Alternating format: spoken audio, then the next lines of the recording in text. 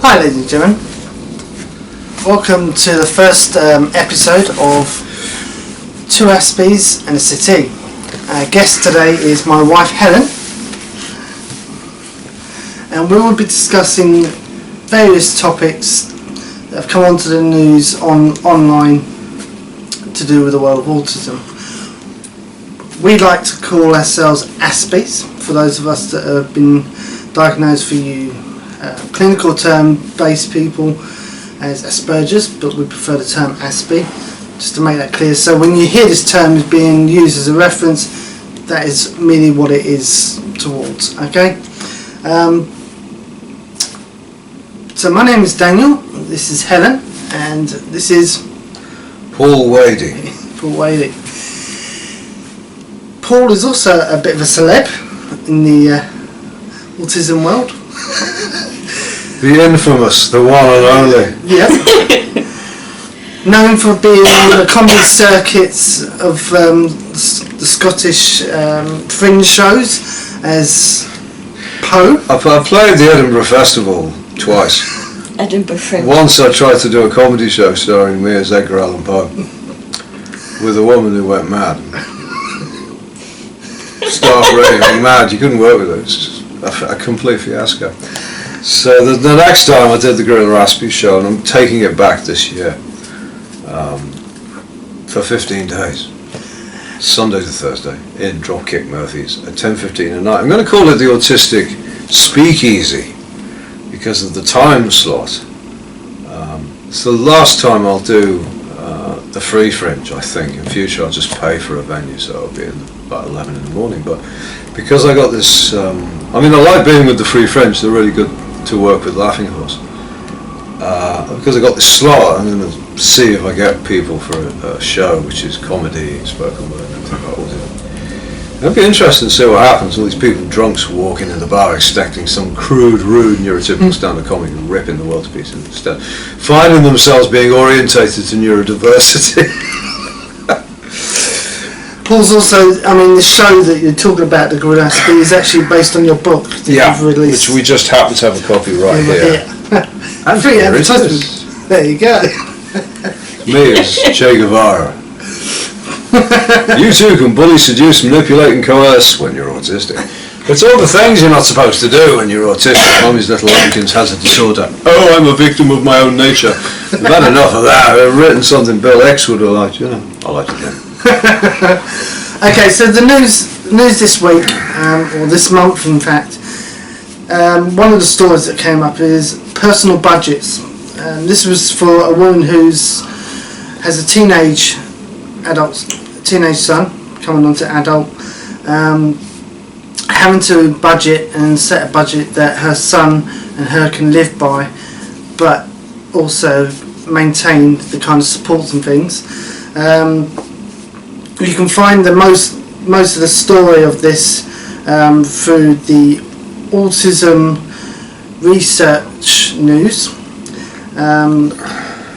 Also, that was this is one of the big ones that, for me personally, I wanted to highlight, is about jobs.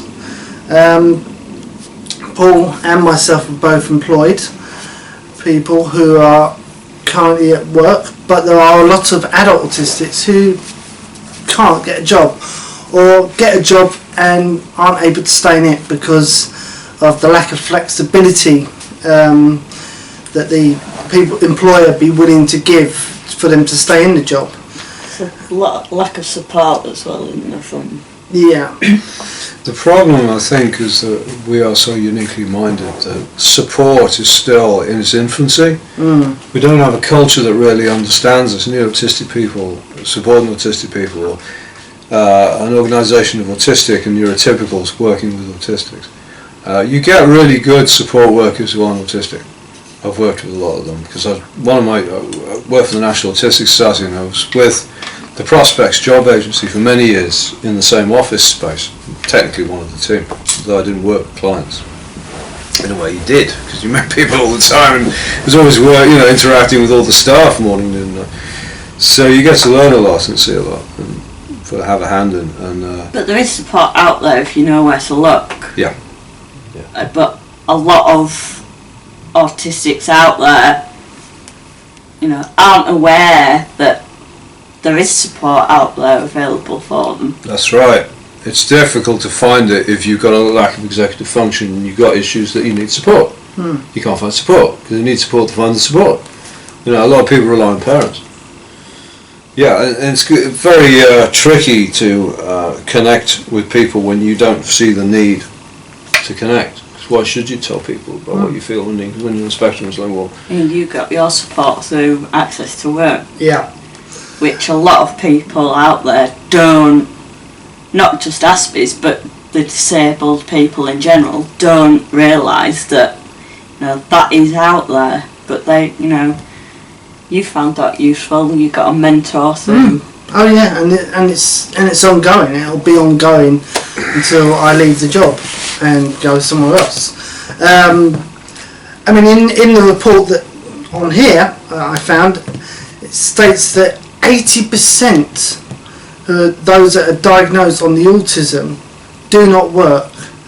The United Nations estimated a survey by Britain's National Autistic Society found that only 12% of high-functioning autistics adults are working full-time. Only 2% are challenging forms of autism are employed. my father was autistic, and he just set up his own catering equipment company in Liverpool. He was very, very successful with it. He had his garage, his car, his ex-gasboard van for many years. And he just drove around, and you know, there's a lot of autistic people who are never diagnosed. There's an army of us. There's always been a subculture of undiagnosed autistics, always will be. And they're the people who don't have traditional mental health issues, who don't have signs of autism. A lot of people define us by our drawbacks. Yeah. It's not actually realistic at all. It's just the medical pathologizing, because that's how medical people approach us, because the main body of people who get involved in the lives of autistic people are like social services and medical. Yeah.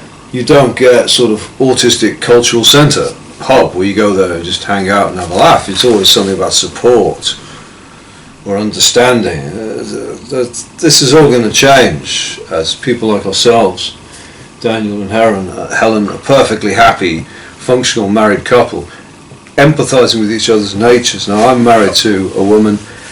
She's autistic as well. Again, based on the relationship is this empathy, you know. So I'm sitting on the couch with two people, one of the few two people I'm actually sexually compatible with. You know. We could have a menage a trois. Not sure about that bit. That shut them up. And, oh, the first time on, you say no. And my husband's sitting right next to you. Yeah. The usual thing. The National Autistic Society also found that 79% of the autistic adults on out of work benefits said that they would like to find a job. But yet, do you see anything out there that actually is saying, hey, come here, we will employ you? I don't see it. What we found in prospects was that everyone was so individual and uniquely difficult, and that people would approach the same thing in the same way, but they have unique takes on life. So you put somebody in a job and they could be overwhelmed, or they could be having difficulty not because of the job at all, but because of them. You've got a subculture in offices where people relate to each other to get through the day, and a lot of autistic people, they don't relate, and that's not a mental health issue. It's just like a woman in an office with like 100 hardcore blokey blokes, and not everyone could handle that, and so, whereas some women would love that, you know, they're just relating. To be honest, most office jobs that I ever worked, it was mainly women. Right, it was mixed. No, just mainly women. The high-powered jobs were men. Right. But the lower, like, assistants, like what I was, we were all female. You're all female. There was very few males, unless it was a high-powered position like managing director or whatever, or accountants. They tended to be male. In this report, it also says that it gives a description of what autism is. Autism is a brain condition with a wide array of symptoms. Those who are diagnosed often are sensitive to light, taste, touch, sounds and smells. Some children with autism do not speak. Others make compulsory repetitive movements, such as rocking back and forth or flapping of arms. Also, Some people, stimming. yeah, some people diagnosed with autism score above average on the intelligence test. Others, who are healthy vocabulary but low IQ and poor motor control. Now, with that statement given, and this is the kind of statement that is given to employers by the National Society and by other groups as a way of trying to explain autism, don't you think it automatically gives them a view that maybe that this person could be difficult? Yeah, it's a stigmatised language. Yeah. It's symptoms. I think it's because of communication. If a child, if a child or an adult can't communicate, how are they supposed to do a job? Unless that job has, they're stuck in a room with nobody else, a computer in front of them, and that's it. They'd probably be able to do a job, but because they have to a lot of jobs out there, you have to interact with other people. Yeah. That puts the job. autistic person at a disadvantage. Yeah. But I think a lot of it depends on where you live. Because over at Canary Wharf, there is I think it's a German company, and it's an IT company, and all they employ is autistic people. Because autistics are well known to be good in the IT world. So they've made a campaign a few years ago, and it was on the BBC News, saying, we're here, come and apply for a job with us. Yeah. But Is it Specialist Stern? Fine company, yeah. But I think also that's a bit, alright, fine, there's one company there that's kind of branched out on a public format and stated, we're happy to employ autistics. But there are a lot of companies that don't seem to, don't seem to Appreciate the potential. Yeah, I mean, for instance, why companies in the creative industry, like design, gaming industry, movies, productions, anything that needs hyper attention to detail and integrity. Why are they not coming out and actually specifically hunting down? I think you'll find an awful lot of them are employing autistic people, but they're not diagnosed. They're still in the sort of neurodiverse closet. There's an awful lot of autistic people out there who are never diagnosed, don't look, sound out like they're autistic. It's this thing about language, again, symptoms, and making reasonable adjustments. There's a degree of the workforce who have extraordinary qualifications and abilities, but because of their natures, they don't fit into situations involving lots of so-called ordinary people. They just wouldn't belong, you see. A lot of these jobs explain social cultures. Yeah. They say. Right. Okay.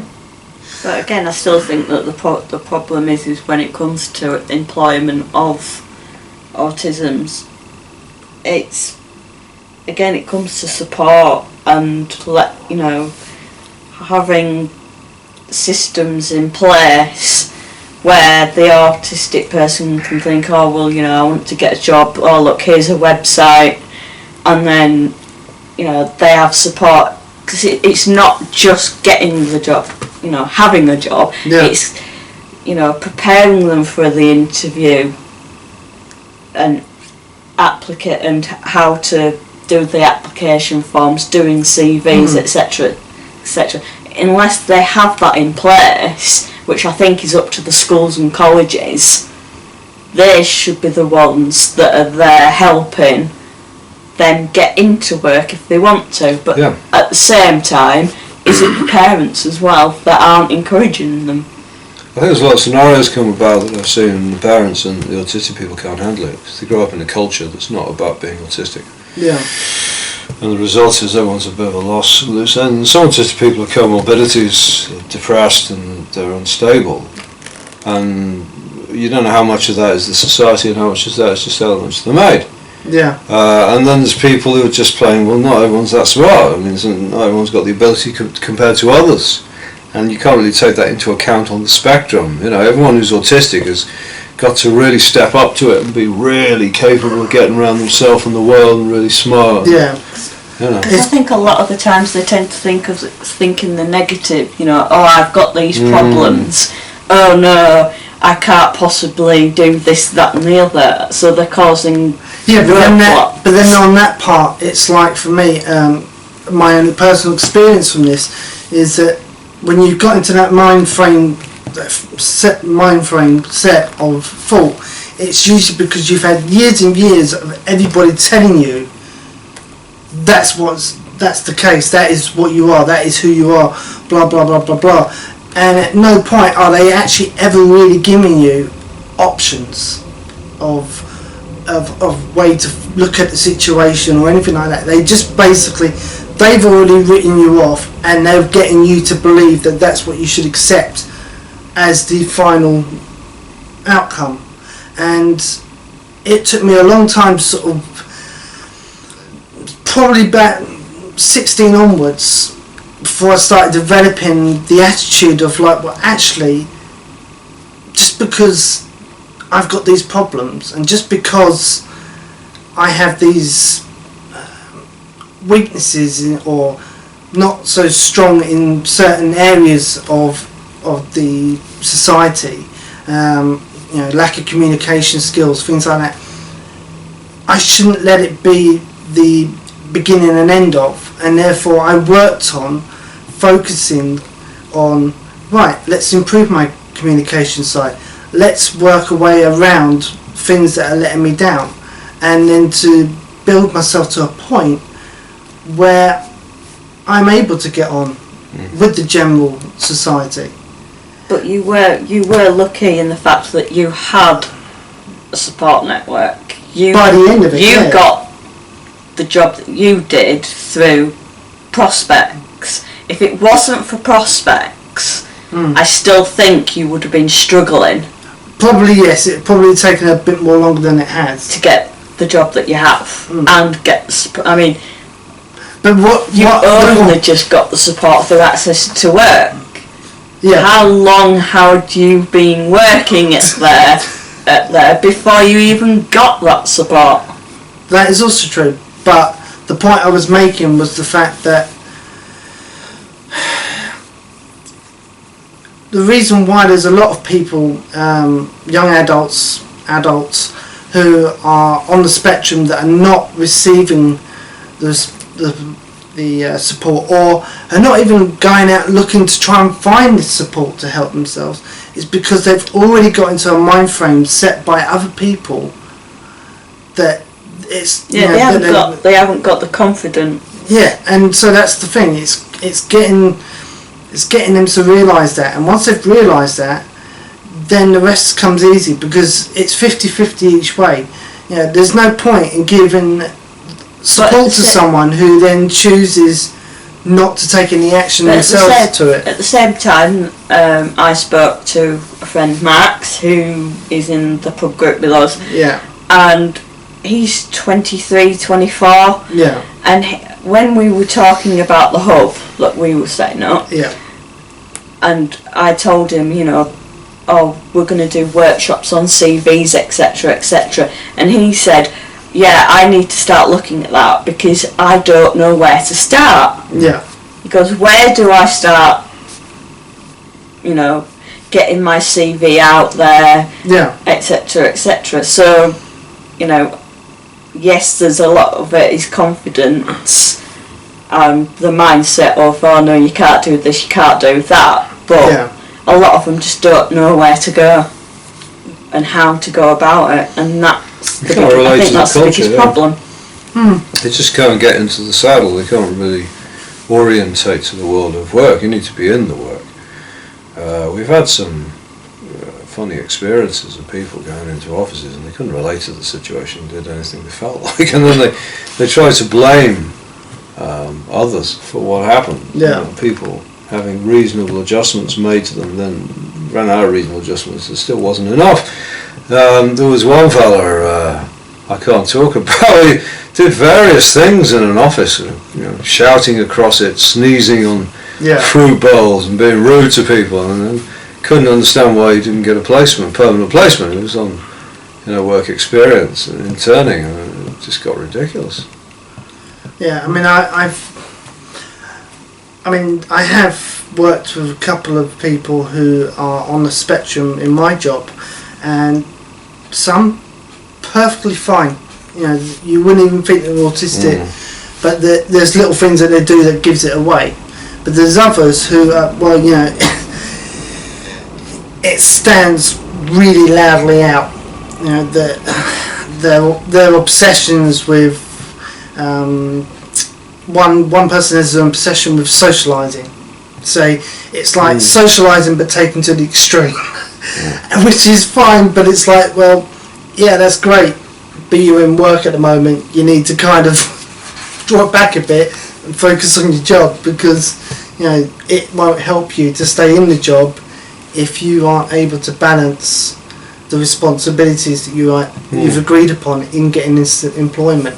As much as you're self-driving, your self-needs wants to do these other things that you love doing, that you're obsessed with, you've also got to learn that, you know, you've agreed to something, and therefore you've got to work within that boundary, even if it...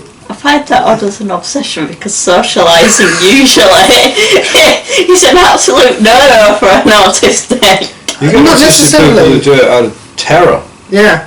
They won't stop talking and relating. Yeah. Absolutely right. A lot of us never get that far. The Asperger's United magazine, the NES has just for autistic people, substantial fraction, I think it's about 60% of the readerships are hiding in country. They're outside of urban situations. They don't have computers. They're just trying to hide themselves away from people. But that is a normal thing. Yeah. But you get autistic people like me who've gone the other way around. They're overcompensating and just sort of over-socialising. That's true. Yeah. Because one thing I notice is we talk enough about autistic people just from experience, not from opinion. We'll contradict each other. Opinions will contradict. It's not autistic people, right? We all tried to talk over it. I've had that. Yeah. I've seen that in a car coming back from something called Autism Con. It was the first one we had about 11 years ago now.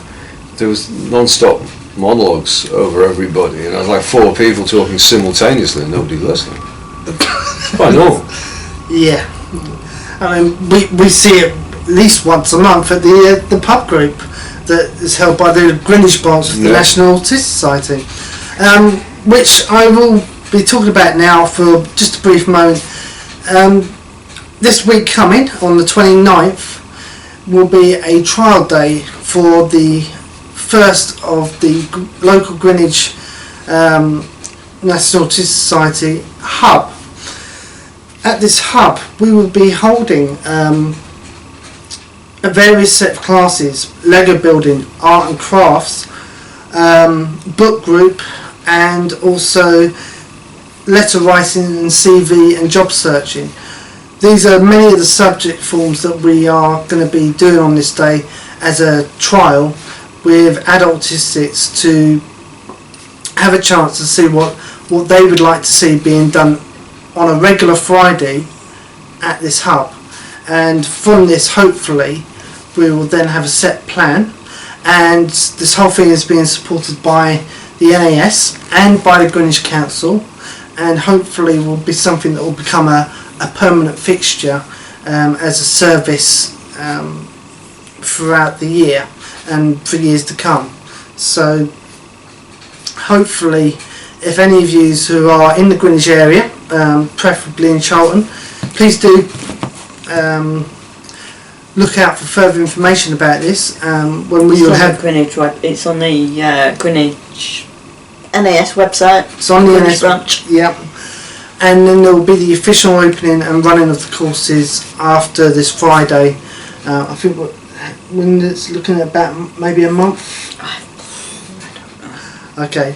But keep an eye out on the site. There will be further news after this week. And we'll be there. And we will be there. And this is all to help adult autistics like yourselves to find and learn new skills, create your own new social groups, and to generally see that you are not alone. And that's one of the biggest key things I think we all need to everybody needs to make clear, that out there you're not the only one with this condition, and you're not on your own in dealing with it. Don't feel like you can't relate to other people, or come and find other people who are like you. We're a sub-kind of humanity. We have a nature we share. We have empathy for each other. It's as simple as that. All the condition and how we are, so-called sin. No, we're just like that. This is how gay people start. They created their own subculture, their own self-respect and dignity. We're just another community. There's nothing ill or diseased about it, or symptoms. More like characteristics of a shared nature. It's that simple. You've got to watch the language. Daniel uses the language that we're using at the moment, which is seen as appropriate, but I'm using the future language, how we'll all relate to ourselves. Yeah. I'm kind of like the social barrier between us and neurotypicals. My many and best and brilliant negotiation skills there. My view, and I know, I'm sure that everybody on this couch will probably agree, things that I'm hearing coming out of America about cures and treatments towards autism, come on people, get with reality. This is not something that you can be cured. And alright, I am reading that there's now things like a new form of brain scanning to identify the genes that could cause autism. When are you people going to accept it? This is a condition, like any other condition. We're born with it. We're going to die with it. You're not going to be able to cure it. The only real cure is to learn to get on. Learn to agree and adapt that, we are going to have different ways of viewing life and dealing with life compared to maybe the majority of people. Just because we're a small minority, let's just get on. I think the problem is though it's not the autistics that want to be cured, it's the parents that want to cure the autistic. But you've got to think, your child is unique, why not let them be unique? Why be a sheep and follow everything else? What is normal? Yeah. I totally agree. I mean, Paul, what's your view? Because this is all about the eugenics. Hit the nail on the head. It's actually quite simple. To go back to what I said previously. And it really is that simple, that everyone is still learning what it is to be autistic, this sub-kind of humanity, just like gay people. Women came up against this all the way through history, a century ago, Mary Wollstonecraft. We've been creating, it became necessary to create perspectives like women's liberation and then the Spare Word magazine. And eventually there was feminism. Because there had to be a statement made to explain what on earth was going on from a female perspective. And it got bigger than that. It was about the whole wide world, and the same thing with writings of gay people, trans people now. But autistic people, as traditionally, as Helen said, we don't have the executive function to engage with others, you get overwhelmed. But actually, it works the same way. We have a nature, you see. It's very important that Helen's here as well, because it's not a male, it's regarded as a male brain thing, very rational, systematic. But the women on the spectrum are proving that gender roles are a lot of nonsense, and gender orientation, it's just a red herring. There's a lot of people, particularly females, going for gender non-specific. Say, look, I'm not a man, I'm not a woman, in any kind of societal term. So what I'm saying is, it's all a whole new frame of reference that hasn't existed before. Yeah, because it's like a misconception, I think, and this is what I think is one of the biggest problems in society at the moment. You have all this media and all these so-called outlet groups, charity groups, some of them with a very misconcepted idea about how to handle or deal with autism in any format along the spectrum.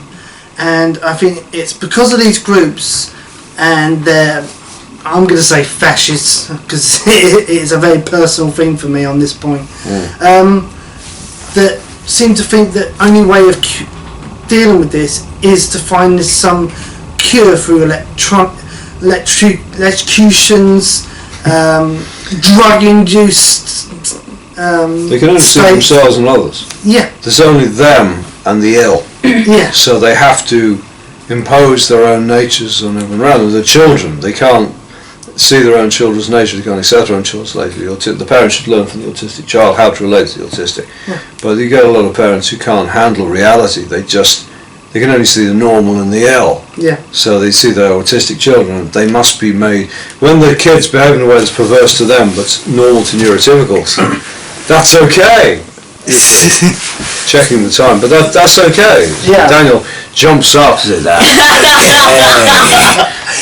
frightening you at home. Sorry about it. I mean, I have a theory about the autistic brain, and I'm not the first person to come up with this theory, but imagine a timeline, and on this timeline you got the development age of a human brain. Now, a neurotypical at age 5 is already started forming words, been able to walk, and is learning quite quickly about the world around them. Okay? When they get to 15, 16, they've started developing a more progressive and self-awareness that they are then making sure that everybody knows who they are, what they like, what they want to do, the way they see the world. They're dealing with their hormones and things. By the time that neurotypical has got to the age of 30, 40 and so on, midlife crisis, all that, they have developed and learned. Now for an autistic, I think it's different. I think that an autistic brain does not start taking in information and learning the everyday things that people take for granted until the age of 10. So when the 5-year-old brain for a normal person is at 5 years of age, actually that brain for an autistic is at the age of 10, and then so on. So we're kind of, it's 5 years behind. 5 years, maybe 10 years behind in the mental development as the years go on. So when you're talking to an autistic at the age of 16, you've got to remember that actually their developmental level, their ability to understand and comprehend the world around them is maybe about a 10-year-old, and so on and so forth. They don't catch up. I don't believe that the mental age and stability of an autistic does not catch up to a neurotypical until around the ages of about 30 to 40 years old. I think at that point, because the neurotypical brain is now sort of slowed down, it's fully developed, it's met the levels it needs, and we at that point have just caught up, and therefore that's why it's within those age groups by that point that we're able to communicate, get on to a degree, because we've caught up with what they've already learned. And I think that is what I think people need to start trying to comprehend, that when they've got an autistic child, that at some point, yes, alright, it's a real pain at the moment getting them to learn things, doing stuff, because you're expecting them to be like the 5-year-old in the classroom that's not autistic, when actually you got to think, well, actually, yeah, they're fine, but my child is only still in the stages of 1 year old, so maybe I need to teach at a 1-year-old level, and so on and so forth throughout the developmental stages, and then to know that, alright, yes, it's annoying now, but down the line, when they're an adult, that is when you're going to have the best relationship at all time with them, because they're going to be understanding you, because they're already then caught up with what you've learned, what you expect. And I think that's how people should really look at it, rather than just trying to force this level of intelligence to catch up with another level of intelligence through drugs and other means. Personally, that's really good. I don't know. True for many of us. There's a bit more of the jigsaw puzzle you've got to put in place that when neurotypicals get early, you're very typical late developers, which is why they talk about us having regressive autism. And how it's how parents get fooled by the vaccine mercury things, that my child had a vaccine and became autistic. Actually, no, it's just the truth coming out, that they lost the social skills at a point and then just developed them later on. After which, before which they've been given lots of weird interventions and drugs and taught tricks. Might as well give them a mild cocaine solution every day, stoned, hey, and not stopping them, they're flying. It's just, it's like you say, it's just the brain, slow. Yeah. Late development, but not slow. Well, I think it's been an interesting discussion for our first episode. I would say we will try to cover another one of these maybe a week's time. I think maybe 2 weeks, maybe a month. 2 weeks, yeah. 2 weeks, Well, depending on my hectic social world. Yeah, at least we'll try to aim to get one release once a month, if nothing else. Yeah, once a month. Yeah. Just so that it helps everybody out there, hopefully, to have more of an understanding. More of an understanding. And to see that, as Aspies, this is how we view the same information you've received from the rest of the world. From the rest of the world. And to hopefully understand that, we're not stupid, we're not dumb, we know what you're talking about. Well, you speak for yourself, I'm not that bright, I'm listening to you. Think. So, I hope you enjoyed this, I hope you found it informative, and I hope to see you next time. I'm Dana Smith, this is Helen Langford Smith, and this is Paul Wade. Goodbye. Are you my friend? Are you my friend?